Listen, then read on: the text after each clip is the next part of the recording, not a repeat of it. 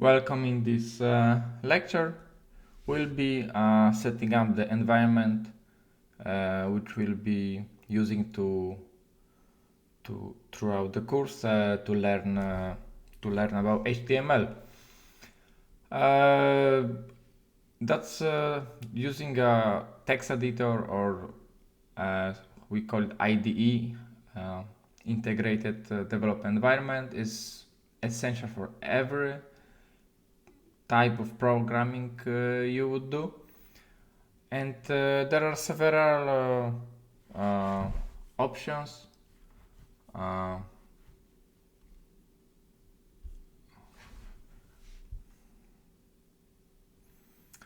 You have, for example, Visual Studio Code, which is like the most popular one.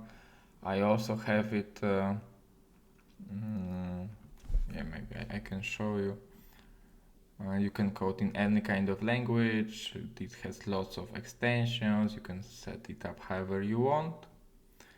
And I have it on my laptop also, and you can see how it looks like. It might be looking a little bit complicated for you at the beginning, but don't worry about this. This is just my setup for the course. What you have to care about is like you have these folders, you have the search, you have extensions. You can add lots of extra extensions to your Visual Studio Code, etc., etc. There are many tutorials online how to install the Visual Studio Code. I am not gonna to do it in this course. You can just click download, and it has options for Mac and Windows and Linux, whatever you are working with. Another one, you can try Sublime Text. It's a bit more lightweight. I will open it for a moment for you, and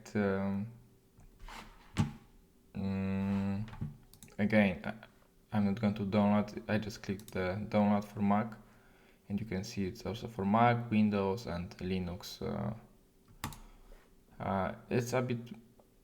It's a little bit easier at the beginning. So if you want to start with something slightly easier, Sublime Text is a very good choice. It's still maintained, and yeah, I also personally have it somewhere. Sublime Text. Oh yeah, this is something. And here you can see more without like an empty text editor.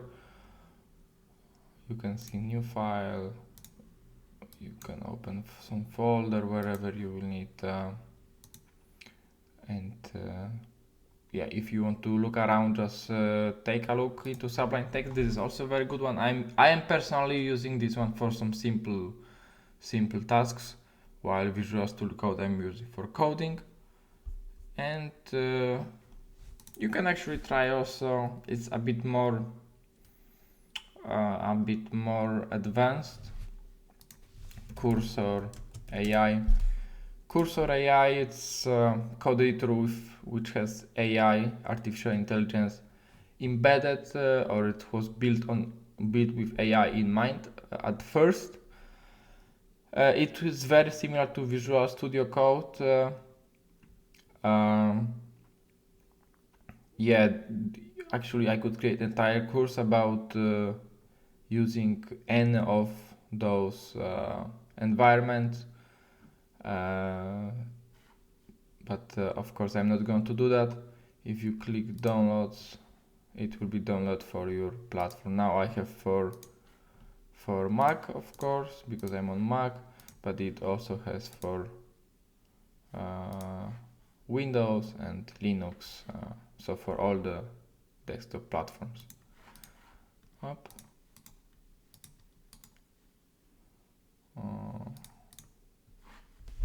I don't want to do this, sorry. But what we'll be using this course, you don't need to do anything. We'll be using actually what we have seen already Code Sandbox. Code Sandbox sets up everything for you, so you don't need to revent. You don't need to set up anything on your local machine. All the code snippets which are in this course have linked to Code Sandboxes. The only one thing you will have to do when you will visit CodeSandbox.io to use to edit these Code Sandboxes. If you will want to play with this, you will need to sign in, and then it will ask you to sign with whatever will be available at this this time.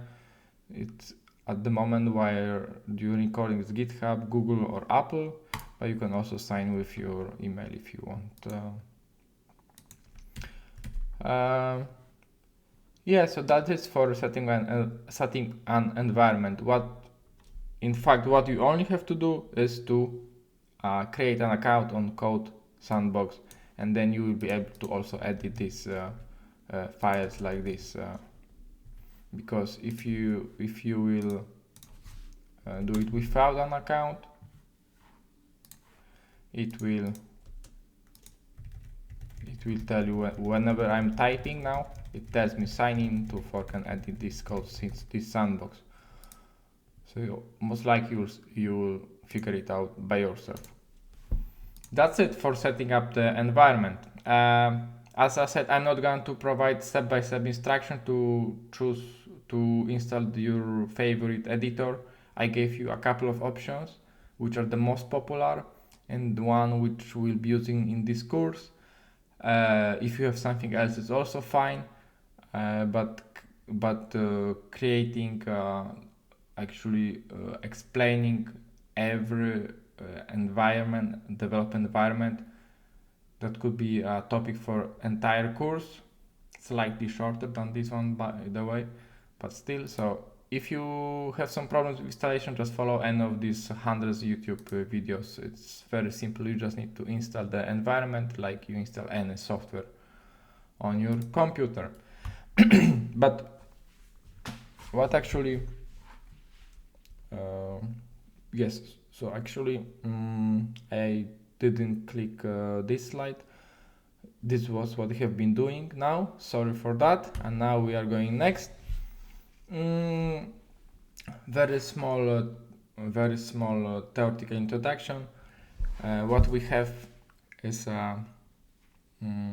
for every project is a project root, so it's the main folder of the main location of this project, and then you see everywhere index.html.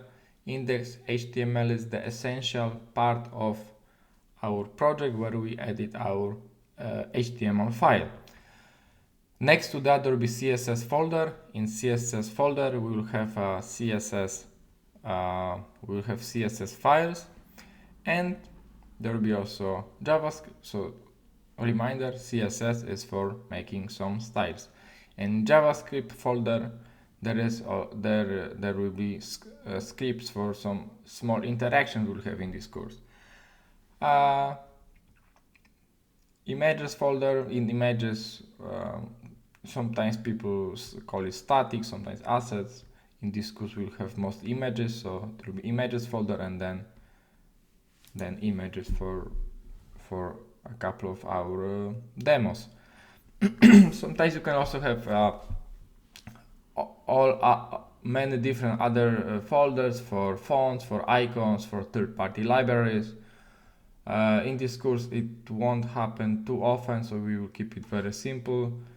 And now I will actually show you the first this structure in a sample application, which is nothing more than our heading tag with some text, welcome to my website, and a paragraph. This is a paragraph on my first web page, and it has also some title, my first website.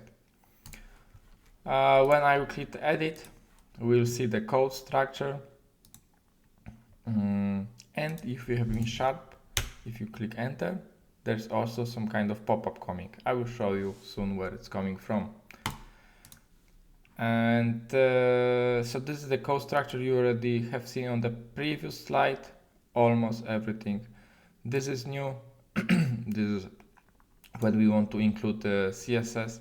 That's how we are referring to the CSS.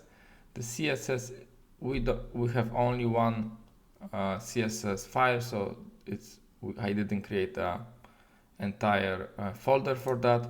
In CSS, we are setting a font for our body, which is everything here. So this is actually this part, what you can see on the website. And what is also new is this part script. In the script, this might be looking a bit complicated, but we'll learn what DOM, document object model, stands for in the next lecture. Basically, once the website is loaded, we are displaying an alert, welcome to my first website.